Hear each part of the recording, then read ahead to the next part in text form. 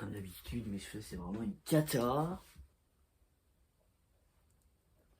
Salut tout le monde, j'espère que vous allez bien, moi ça va super. Aujourd'hui on se retrouve dans la partie 2 de la vidéo où j'interview ma maman sur la transidentité. Merci beaucoup pour tous les retours que vous m'avez envoyés par rapport à la partie 1. Vous avez été nombreux à me dire que la vidéo était vraiment bien. Du coup je suis content.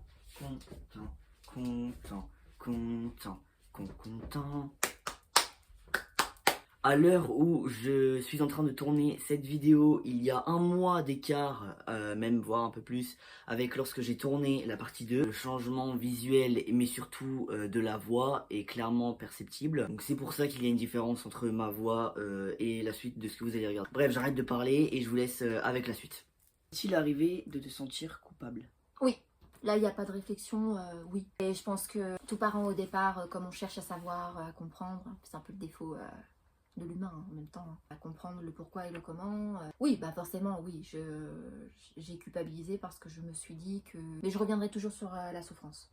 C'est beaucoup par rapport à la souffrance. Pourquoi pas simple et voilà, pourquoi aussi compliqué? Au départ, c'était ça, c'était toute cette embrouille-là. Si tu étais arrivé, tu m'avais dit, voilà maman, en fait, je veux être un garçon, et puis que moi je te dise, oh bah attends, j'ai le mode d'emploi, pas de problème, je lis le mode d'emploi, alors premièrement il faut faire ça, deuxièmement il faut faire ça, et puis pouf, en 3 jours j'ai résolu ton problème, et mon fils est heureux.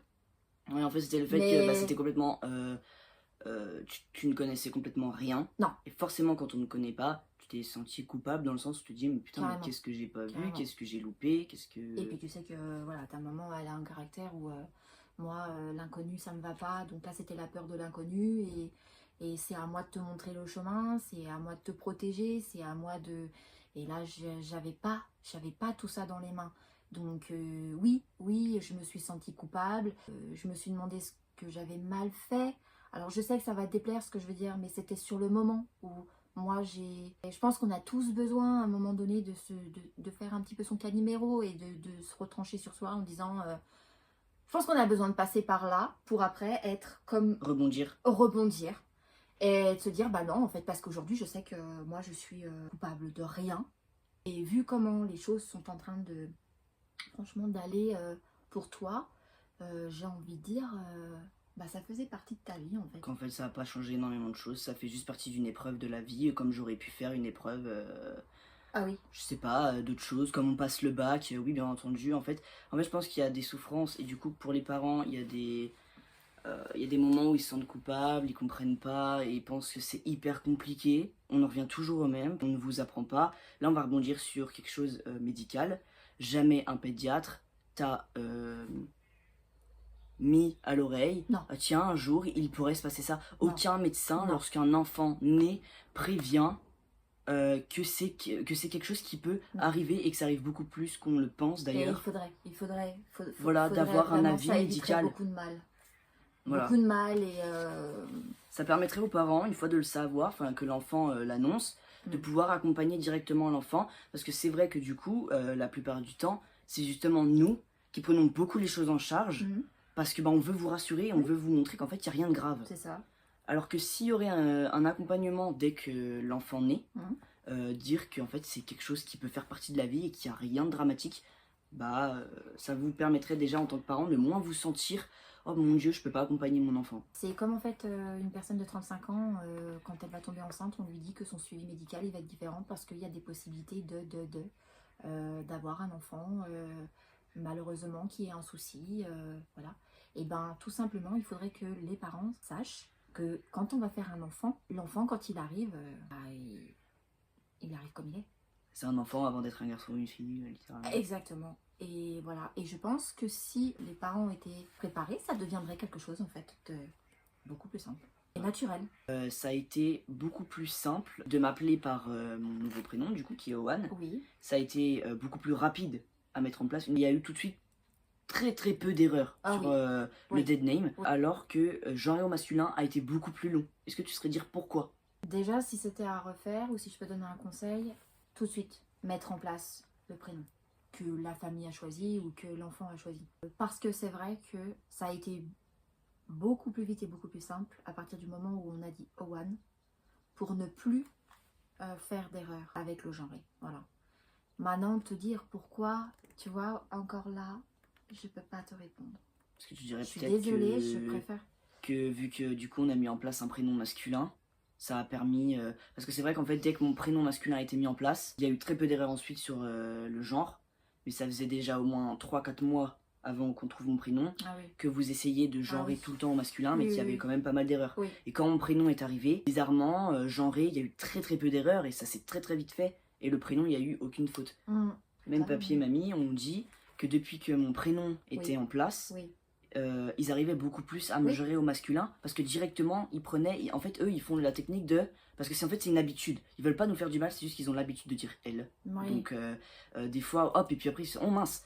Eux, ils m'ont dit, en fait, il faut une tactique, une technique. Ils disent Owan avant. Ils disent Owan, donc c'est il. Donc, en fait, le prénom a comme aidé à gérer au masculin. Après, on n'impose rien. Hein. Là, on parle juste de nous, comment ça Oui, s'est c'est un fait conseil. dans la Après, transition. Il y en a qui, ça se trouve, c'est plus facile l'inverse. Non, et puis il faut pas oublier que... Chaque transition est différente déjà. Oui, comme l'histoire de chacun appartient à chacun. Moi, c'est vrai que, et même papa, c'est vrai que ça a été plus simple à partir du moment où on a mis en place ce prénom. Que tu as mis en place ce prénom. Oui, mais on est d'accord que je vous avais dit que si vous vouliez choisir mon prénom... Tu nous as laissé le temps. Tu nous as donné ton prénom et tu nous as dit, voilà... Et je vous avais même dit que si vous vouliez choisir mon prénom, moi, il n'y avait pas de souci. Il y en a qui préfèrent choisir un prénom eux-mêmes. Moi, j'ai dit à mes parents que dans ma philosophie de vie, mon prénom, quand je suis née, je ne l'ai pas décidé. Donc, si pour eux, ça pouvait les aider de faire comme une sorte de nouveau départ ou j'en sais rien, moi, ça ne me dérangeait absolument pas. Mon prénom, c'est pas quelque chose qui me... Je me serais appelé autrement, m'en fous, quoi. Puis en même temps, quand tu as trouvé ce prénom, ça m'allait bien. Comment le vis-tu en dehors, genre avec les contacts sociaux? Tu peux faire aussi référence à comment tu le vivais avant et comment tu le vis maintenant, parce que moi, je trouve que ça a changé ta façon avec les autres, la transidentité. En fait, au départ, les autres, je m'en fous toujours. Je m'en suis toujours foutue. Ce qu'on pouvait penser. Voilà. Mais tu as tellement été mal que je m'interdisais d'en parler. Parce que je n'étais pas prête et je ne savais pas comment j'allais réagir si quelqu'un était néfaste, toxique. On peut dire aussi que en fait, j'avais pas forcément la force, le courage, je me sentais pas assez forte peut-être pour rebondir à cette personne qui pourrait être toxique. Mais je pense que tu n'avais pas cette force-là parce que je l'avais pas non plus. Parce que moi, je te disais que je voulais pas que tu en parles. Je disais que je voulais... En fait, au début, moi, je me sentais pas assez fort. Je voulais pas que ça soit su. Donc forcément, moi, je te disais non, maman, je préfère pas. Et donc, on était dans ce... Mais depuis que moi, je t'ai dit, j'en ai rien à foutre. Ça fait partie de moi. Ça me définit et qui ne veut pas l'entendre, balai que ça dégage. Voilà. Oui, parce que j'ai moins peur que ça t'atteigne. Et même si aujourd'hui, et voilà, ça s'est pas passé, mais si ça venait à se produire, je sais pas moi, dans un magasin ou dans la rue, je veux dire, si je dois répondre à quelqu'un comme il se doit pour lui faire comprendre, mais en fait, on s'en fout, je n'aurais plus cette peur que ça t'atteigne derrière. Ah oui, non, parce que je suis complètement... Oui, avant, c'était compliqué, mais aujourd'hui, je serais même prête à rentrer dedans, ouais. Bah, d'ailleurs, t'es déjà fait. Enfin, tu le fais toujours gentiment. T'es pas quelqu'un qui va persécuter. Non, j'aime pas la méchanceté gratuite. Mais après, il faut pas non plus que ce soit oui, c'est sûr. trop méchant gratuitement. Voilà, je reste une maman. C'est pour ça que j'évite de dire des fois ce que je reçois sur les réseaux, parce que sinon... Bah, la lionne protège son petit. Aurais-tu un conseil à donner à des jeunes qui souhaitent faire leur coming out à leurs parents? Parler avec leur cœur. Pas chercher à mettre des mots trop compliqués... parce que les parents ne connaissant pas, ça risque plus que d'embrouiller et de faire encore plus peur. D'y aller le plus simplement possible, avec son cœur, et peut-être de prendre un moment où le parent n'est pas occupé, à l'extérieur de la maison, en tête à tête, pour éviter en fait d'être tout simplement coupé ou intercepté par autre chose, ou que ça énerve le parent, voilà. Par contre, si la première fois on sent qu'il y a avec un parent ça bloque, faut laisser le temps que le parent avale l'information, digère l'information, et puis revenir un petit peu dessus ou faire une petite lettre, un écrit aussi, ça peut aider. Un SMS. Un SMS. Des fois, par l'écrit, on arrive à dire des choses beaucoup plus facilement. Et pour le coup, celui qui lit arrive à ressentir vraiment plus le mal, le mal-être de la personne. Et de lire en même temps, le cerveau prend le temps de réfléchir, on n'a pas la personne en face. L'écrit peut être un bon moyen aussi. Après, si on peut penser aussi à une autre personne de la famille avec qui c'est plus facile de discuter, demander à cette personne de vous aider pour en parler à vos parents. Ça peut être un ami, ça peut être quelqu'un de la famille, une personne de confiance qui pourrait être la tierce personne qui aide à expliquer. Je bois.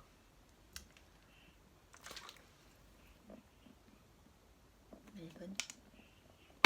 Que dirais-tu à des parents qui apprennent la transidentité de leur enfant? Alors, ne pas faire. De reprocher à son enfant parce que le parent ne connaît pas, ne sait pas.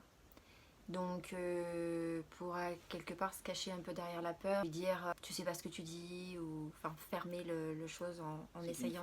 C'est qu'une phase, c'est une crise. Ce que je pourrais peut-être conseiller aux parents, d'écouter et prendre le temps de ne pas répondre tout de suite. Même si ça fait mal, même si on est dans l'incompréhension, même si on se sent perdu.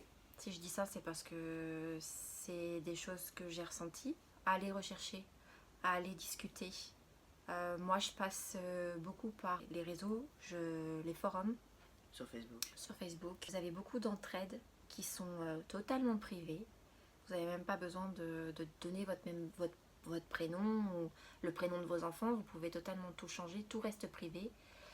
Après, si vous avez des personnes avec qui vous discutez mieux, vous échangez mieux, vous retrouvez un peu dans l'histoire, rien ne vous empêche de partager des choses encore plus privées avec Messenger ou vos numéros de téléphone. Vous n'êtes pas seul. Ce n'est pas une tare, ce n'est pas une maladie. Voilà, je pense que au plus vous prendrez un peu de recul et au plus vous irez discuter avec d'autres personnes, vous arriverez plus à échanger après avec votre enfant, vous allez comprendre beaucoup plus de choses.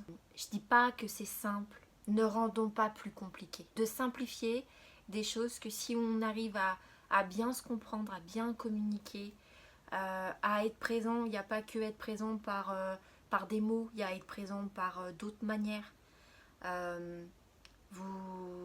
Vous y arriverez et je suis même sûre, parce que c'est pour mon cas ce qui se passe, découvrir des moments beaucoup plus complices que ce qui était avant. C'est 50-50, l'enfant doit communiquer avec les parents comme les parents doivent communiquer avec leur enfant. Il n'y a pas de... C'est pas à nous de tout faire et c'est pas à vous de tout faire. Non. Il y a un juste Non, milieu. là c'est vraiment un travail ensemble. Oui, c'est un travail ensemble. Après, je pense que vous êtes... vous ressentez les choses. Nous, on ne peut que les écouter parce qu'on n'est pas dans ce que vous pensez, dans votre mal-être et tout ça. C'est compliqué de mettre des émotions sur un sentiment. C'est dur des choses. Et il y a des gens qui ont encore plus de mal, que ce soit des enfants ou que ce soit des adultes. Il y a des personnes qui ont du mal à exprimer la tristesse, la colère. Ouais, c'est vraiment un travail ensemble, mais je pense que vous êtes beaucoup plus sur le sujet et il faut savoir en tant que parent, justement, laisser le temps que l'enfant explique. L'enfant, l'adolescent ou l'adulte, hein, parce qu'après... Oui. Le fait d'aller voir d'autres gens, de se renseigner sur la chose, Voilà. se rendre compte qu'on n'est pas seul, parce qu'on se sent très très vite isolé, parce que c'est pas quelque chose d'extrêmement médiatisé, même si ça l'est plus. Et en fait, on se rend compte que c'est pas si dramatique que ça en soi. Est-ce que tu aurais un mot à dire aux transphobes? Tu veux vraiment qu'on perde du temps et utiliser notre salive pour des gens pareils? Je comprends pas pourquoi on peut perdre son temps à aller critiquer sur des choses, ou même je dirais que ils sont renseignés en rien du tout. C'est ça. Je prendrai pas plus de temps sur cette question. Elle est inintéressante. Bah voilà, on a terminé. Je t'ai posé toutes les questions. En tout cas, j'ai répondu avec mon cœur. Et attention, chaque situation est différente. propre à son histoire. Chaque transition est différente. Là, on a essayé de donner des conseils pour aider certaines familles, mais ça se peut que ce soit des conseils qui ne conviennent pas à tout le monde. On n'est pas en train d'imposer nos choix et nos idées. Chacun le vit comme il le vit. On est tous différents.